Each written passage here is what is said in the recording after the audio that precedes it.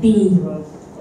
Dulu saya pernah waktu masih muda dulu, waktu itu anak saya masih kecil-kecil, itu di payudara saya tuh ada benjolan, lalu saya periksa ke dokter spesialis bedah di Kapasari, lalu di foto itu kan namanya memo ya, mamografi, bukan mamografi, mamu.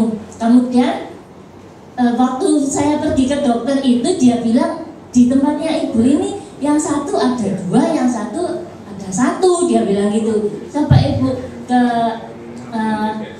kanker yang di jalan mana tuh, lalu di memo itu tadi. Kemudian waktu itu saya lihat dokternya bilang ini harus operasi. Nah, kalau dioperasi dua-dua gimana ya? Saat itu kan dia juga takut kan, apalagi anak saya masih kecil dan dengar kanker payudara itu rasanya seperti momok gitu. Kemudian saya lihat di situ di lembaga kanker di mana waktu itu?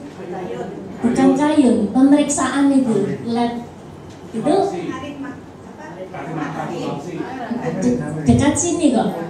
Kemudian saya lihat di sana, loh kok ini semua kebanyakan pergi ke dokter. Maaf saya kasih tahu soalnya dokternya juga sudah meninggal. Itu dokter Sukarja. Kok semua orang-orang itu pada periksa ke dokter itu hasilnya itu. Lalu karena saya takut operasi, saya pergi ke dokter Sukarja itu. Kemudian sama dokter Sukarja diperiksa, dia nggak bilang 2, 1, malah dia bilang oh di sini ada 3, di sini ada 2 Bu. Waduh, tapi coba saya periksa lagi ini gimana keadaannya. Lalu dokter itu bilang oh ini tidak perlu dioperasi, ini cukup diambil cairannya itu. Jadi saya kontrol ke sana, diambil cairannya, kemudian nanti berapa bulan juga dikasih obat dulu, kemudian berapa bulan lagi kembali sana. Dan anehnya punya saya ini katanya dia kerjanya hormon nggak normal, sehingga itu bisa tumbuh terus.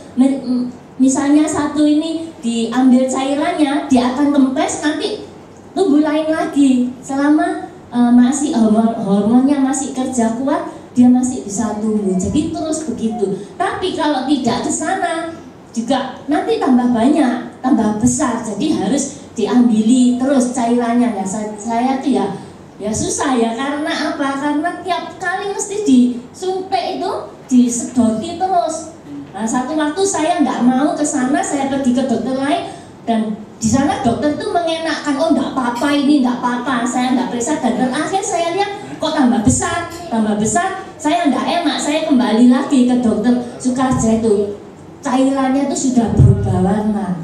Satu waktu terus saya ketemu sama teman saya, kita bergereja yang sama, dia bilang, ibu coba minum maitake, dia bilang gitu. Soalnya saya minum maitake kok lumayan, dia bilang gitu. Saya coba minum maitake, dan memang betul